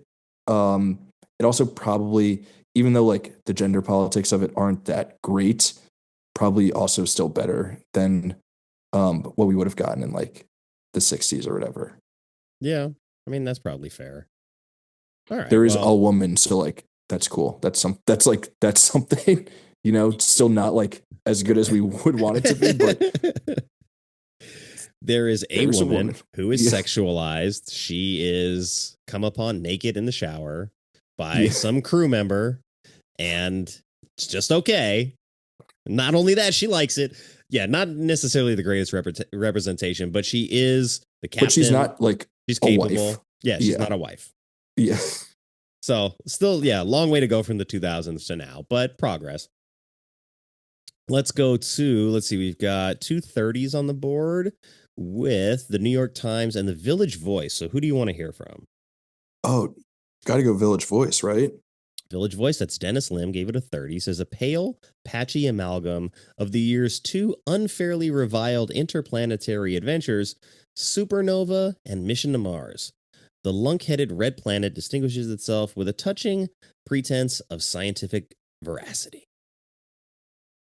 Yeah, I think that's fair. That's kind of like what we were saying. Like, there is a pretense of like, oh, we're gonna do something that's like pretty heady and like kind of different. We're not your sort of like himbo blockbuster Mars movie. We're gonna sit down and we're gonna talk about some big things. And then we don't. It's like, wait, where all that stuff go? Might as well have gone with the himbos. Yeah, we may as well. We could. Val Kilmer's right there. If we want to go himbo status, we could have done it, but decided not to. I'm gonna have to check out Supernova though. That's James Spader, Angela Bassett, Lou Diamond Phillips, Peter Facinelli, Robin Tooney, Robert Forster. Nice. All right, I might have actually seen it. It's on Tubi right now, but somehow has a lower score than this one. So, odd comparison in that review. Yeah. But hey, you know what? Whatever. Okay, so let's see. Those were 30s. I'm gonna make an executive decision and go to film.com. This is Robert Horton gave it a 40. It says Moss, in her first big role since The Matrix, is the main reason to see Red Planet, a badly written and visually scenic space opus. So just wanted to go to somebody who's like, yes, Carrie-Anne Moss is the reason to watch this movie. Yeah, no, he gets it, right? She's the draw. Again, like great screen presence. Kind of a shame that this was probably her first movie post The Matrix, and that being the case, people were probably like, oh, she's actually not a bankable lead, and then kind of like derailed the rest of her career, which could have been really cool because like if we were ready to give women like cool leading roles in like awesome action movies, like she would have been like perfect case for that, like perfect person to fit there. So yeah, it's cool that like that this guy, I forgot his name, but that he realizes like, yeah, she's the reason to go. And also like it looks pretty good, but like the script will maybe leave you scratching your head a little bit. As Robert Horton from film.com, and like oddly, Carrie-Anne Moss did Memento this same year, and she's excellent in that too. I forgot she's in that. Yeah, she's great in that. So 2000, like I'm sure more people probably saw Red Planet that year than saw Memento, but Hmm. obviously staying power would go to Memento, and she's sort of had like a little bit of a later career revitalization as well, doing some TV stuff. So she's having her moment a little bit later, but yeah, crazy that like you just don't make her the star here. You had to bank on Val Kilmer at this point because he was Batman. I don't know. I'm not a Yeah. studio exec. I don't know how good that cocaine was, but Mars. All right. So Mars. let's go to LA Weekly, which is unsighted, but says a fun movie, not scary fun. If you're a male, 10 years old, over 10 years old, that should be enough. And it worked on me, in fairness. I was over 10 and I saw it and I said, yeah, this is a good movie. And then as I got older, I realized that no, it's not a good one, but there was something I liked about it. And still some things I do like about it. But Yeah. yeah, my adult brain, my fully formed adult brain has changed its critical leanings on this film. There's still Mars, which like, you know, There is still Mars, which gives automatic bonus points. males around the age of 10 to like 15, I think we'll enjoy.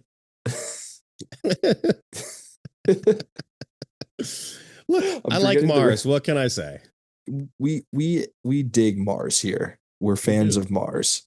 If Yeah. a movie has Mars, we're there. Doing a whole Mars month. I'd love Mars. Yeah. Not enough to go, not enough to think it's the solution to all of Earth's problems, but enough to cinematically enjoy the Red Planet. Okay, so we've got one left on the board. It's the high watermark. It is Russell Smith from the Austin Chronicle says, I love this movie. Or perhaps I should say, the 15-year-old boy in me, the dreamy, disaffected misfit with his head in the stars and a stack of Bantam sci-fi paperbacks as his sole defense against small-town boredom, loved it. So yeah, that's where I was coming from when I was seeing this as like a 15 or 16-year-old.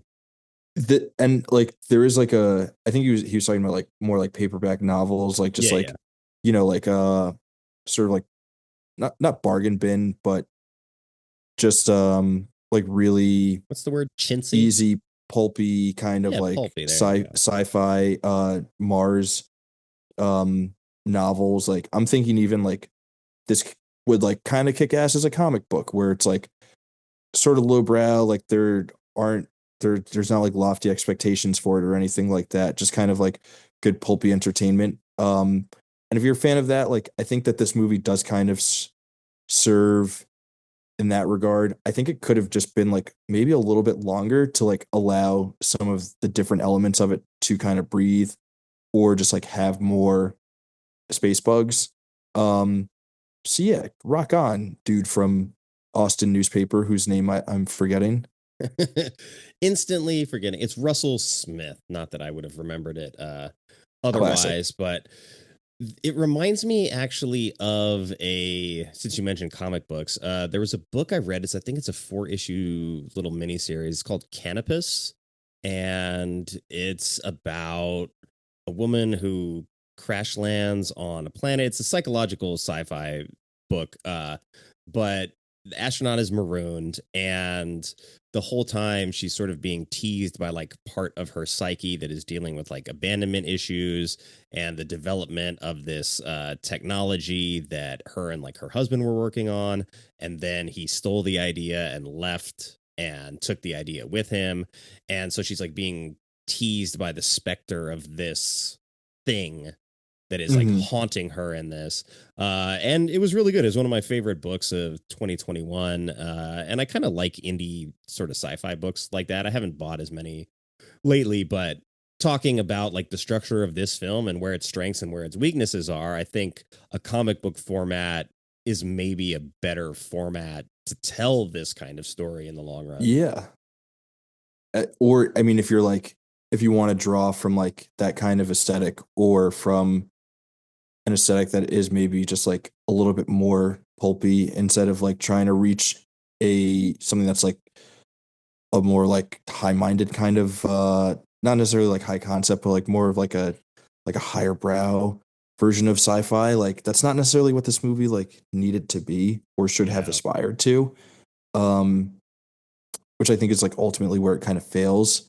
Even though that version of the movie also could have been really good, I just don't know that it was necessarily there within like the script or from the person who was directing it, unfortunately. That's fair. That's fair. But now that we've crossed those waters, I'm gonna ask you for a gateway drug movie recommendation. So for people who haven't seen Mission to Mars, who might be on the fence, what's a movie that they might have seen and might have liked that would get them to take a chance on Mission to Mars, or excuse me, on Red Planet? Look, I confused them myself. An easy, an understandable mistake. This is gonna sound like really, really, really cuckoo, but I do want to like harp on the like late '90s Y2K vibe aesthetic. Like big blockbustery action movie with insane marketing campaigns and all sorts of like other, tie-ins from whatever it may be. I think that if this movie like went that route, it would have been really cool. And for some reason from that like vibe and aesthetic, I couldn't remove this movie from like comparing it to Godzilla 98, which is like they're like not that similar at all. Like obviously one takes place on planet Earth and one takes place on planet Mars. But I do think that there is like that kind of like realm of just like a time and place in like movie aesthetics. Kind of like for some reason I can't like disconnect the two in my brain. That's totally fair. I mean, I think Godzilla 98 also suffers from not knowing exactly what it wanted to be and pulling from Jurassic Park and older Godzilla movies and disaster flicks and trying to sort of be all those things at the same time and jamming a really good cast in there and just like hoping that works. So I don't think that's a bad pick at all. I didn't think I was going to go this direction, but because we talked about it earlier, I was like, I think probably the right choice is Pitch Black. It's like sort of ensemble cast. They're traversing an alien planet, trying to survive for different reasons. But that movie sort of knows what it is. That is a sci-fi horror thriller, basically. And I'm not trying to ask any of those bigger questions. They're like, we got bugs. We don't know exactly what they are, but we got bugs. They're in the dark. You don't want to be there. So that's the Bug Hunt movie, kind of. That's what this needed to be. It just needed to be Mars Bug Hunt. All right. Well, before we wrap up, did you have a chance to maybe think of a song that would fit this? Oh, dude, I got nothing, man. I got nothing. I'm also thinking maybe Eminem. Oh, he could definitely make an original. If he can write a song for Venom, he can write a song for Red Planet. I'm trying to think of an existing Eminem song that would have worked for this, but I don't think there's any. This movie is just so like, not that it's like out there. It's not like weird in the way that like we think of like David Lynch movies being weird and like singular and unique. But like this movie is just like, it's so hard to like pinpoint an actual vibe of this movie to like tie it to anything else that we like know in culture, like especially like pop culture, that it's just like, this is such an impossible ask. What the hell? What song do we use for Red Planet? Maybe it's Red Man. Maybe it's Method Man and Red Man. And Red Man's like, hey, I'm the Red Man, Red Planet, all that stuff. Yeah, I mean, so on and so forth.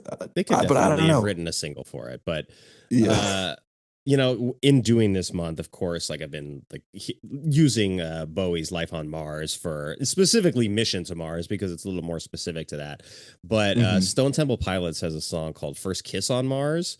And while the first kiss doesn't happen on Mars, just because of like the fledgling romance that we get between Gallagher and Bowman, maybe that works. And it's a 2010 song, so I like it. Like but I don't know if there's a great pick.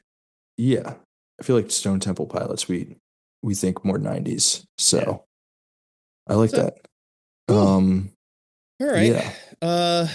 Well, we come to the end of our journey. We've safely gotten to the rock retrieval. Wait, I just thought of a song. Yeah, let's do it. God. Oh, what's the name of it? What's that song by Muse?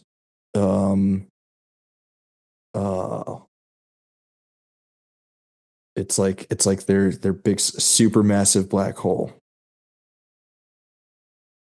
I think you know the song. You would know it if you heard it. Probably. But I'm not going to sing it. Oh no, Okay. I'm thinking of Starlight. Okay. I'm thinking of Starlight by Muse.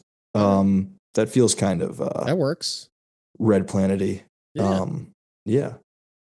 I'll put links up in the show notes for anybody that wants to listen and be like, oh, what? What? All right. Well, yeah, we've safely gotten into the rock collecting units of the Russian retrieval ship, and we're back on our way to Earth. So where can people find you? How do they get in touch with you? Where do they listen to the show? Let them know. Yeah, so the Canon is available on all major podcasting platforms. So wherever you listen, your Spotify's, your Apples, all that good stuff. You can also find us on the Screenage Wasteland website proper at screenagewasteland.com. And there's a ton of other great stuff there, reviews, lists, bunch of like other fun sort of articles and whatnot up there. Some of them written by me. And if you want to, chat with me about movies, I am on all of the social medias, Blue Sky, Twitter, Instagram, Letterboxd, at Rafstitt, all one word, RAFSTITT. If you want really bad movie opinions. And some good ones too. Give yourself some credit. Yeah, I'll make sure that all that stuff is up in the show notes, just so it's one click away for anybody that's listening. And of course, I will continue to give my endorsement to the Canon. It was a lot of fun talking to you about Titan. We'll figure out another movie at some point. I'm sad that it's not Annette, but we'll figure out some movie in the future to do again. And thank you for your time. I needed this today, so I'm glad that we got an opportunity to do it. Yeah, man, this was a ton of fun. Always a pleasure chatting with you. Big fan of the show. Even though I'm not a big fan of Red Planet, it was a fun movie to visit for the first time, and then obviously to chat through it with you. So, thank you again. Well, thank you for stepping up to the plate and coming on the journey with me. Somebody had to get victimized by this movie, and I'm glad it just wasn't me by myself. So, appreciate it, man. We'll talk soon. All right. Awesome. Take care. Thanks to Raph for coming on the show and stepping up to take on Red Planet with me. Somebody had to do it, so I'm glad because he got to make his official Bad Movies We Love debut. And as we mentioned during the show, he actually came on and recorded another episode that is banked and in the vault right now, just waiting for the right time to be released. So in the meantime, make sure you check out Screenage, Wasteland, and the Canon podcast. And I'll make sure that I have links to that and his socials up in the show notes for you. And now that Mars Madness is officially over, we're heading into April, and we're doing Kung Foolery. That's right, it's time for some martial arts mayhem. And of course, thank you to everyone who took the time to listen to the episode. I know there's a seemingly infinite number of options when it comes to podcasts, and I appreciate you letting me into your ear holes and hopefully into your hearts. In all seriousness, though, time is valuable, and I am very grateful that you've entrusted me with yours. If you enjoy the show, please consider leaving a review or at least a rating and telling a friend about it. If you don't enjoy it, then maybe let's keep that between us. As I mentioned in the open, the new members-only section is in fact live at badmovieswelove.captivate.fm/support, where you're going to get access to a bunch of goodies for only $5 a month. And I would absolutely love to hear from you, so if you have a bad movie you love and would like to be a guest on the show, you can contact me at badmovieswelove@theshice.com or badmovieswelove spelled LUV on Twitter and Instagram. And until next time, take care, be well, stay safe, and have fun however you get your movies. I know you're out there somewhere, Rids. I love you.